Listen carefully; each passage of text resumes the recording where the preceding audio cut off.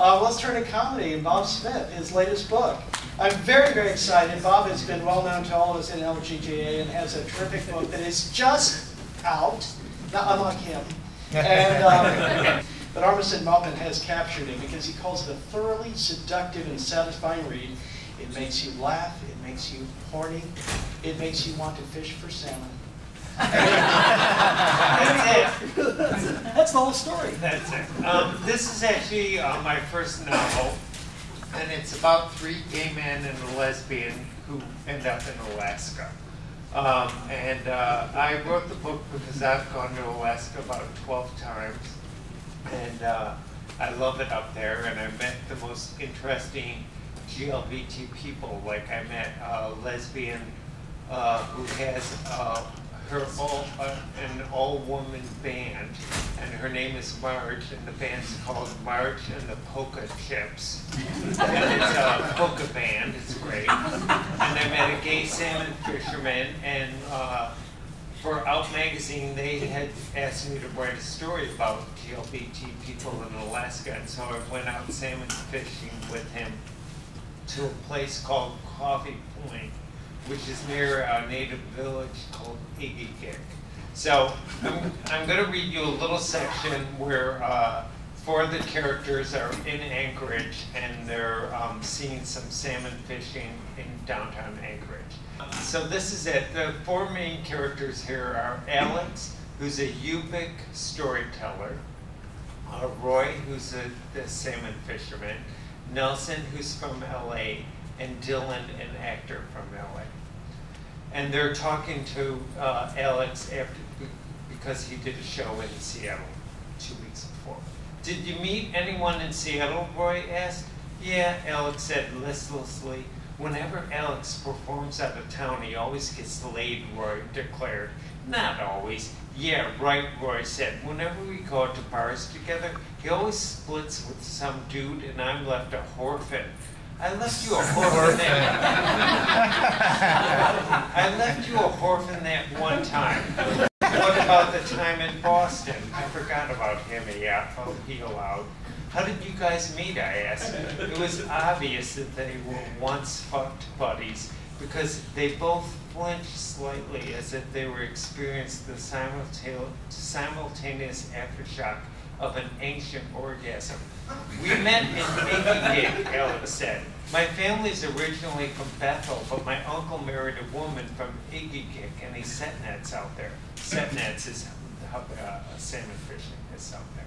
My first summer out there, I was a total Eskimo hottie, and Roy had to have me. Don't forget he's a storyteller, Roy cautioned, and that's pure fiction. That's the legend that my people tell, Alex said. We became friends, Roy said, and at the end of the season, we took a sauna together and basically came out to each other. We slept together once, but decided that we'd make better friends than boyfriends.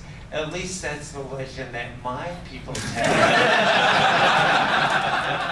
You see, Alex said grandly, there are many different legends, but ultimately they all tell the same story. Are you finished? Roy asked impatiently. Roy, don't be taciturn, Alex teased before offering an explanation for his deliberate mispronunciation.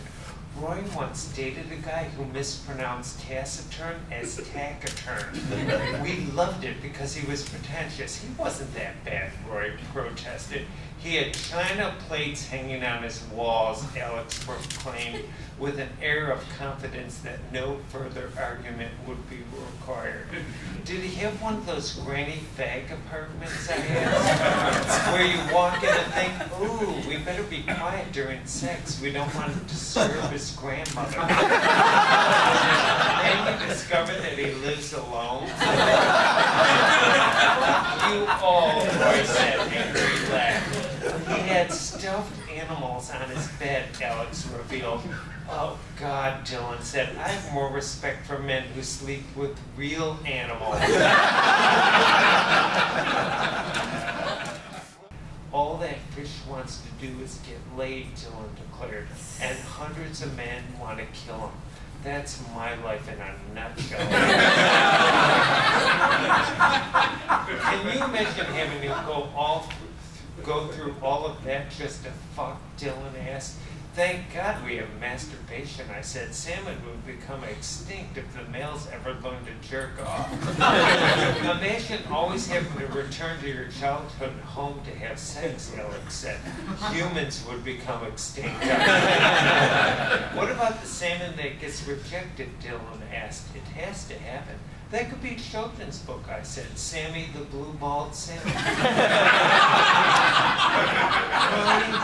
Mommy, Ellen said in a child's voice, read me the part again about how Sammy got stood up after swimming upstream for 1,000 miles. Don't forget the gay salmon, I said, suddenly inspired. He swims upstream, struggling against the current and the Christian right. Salmon have no margin of error. They reproduce once and then they die. They can't sexually experiment or go through a phase of college. What if the gay salmon doesn't realize he's a queen salmon? I looked to Alex to see if he thought the name worked, and he nodded his head as if to say it would suffice for now.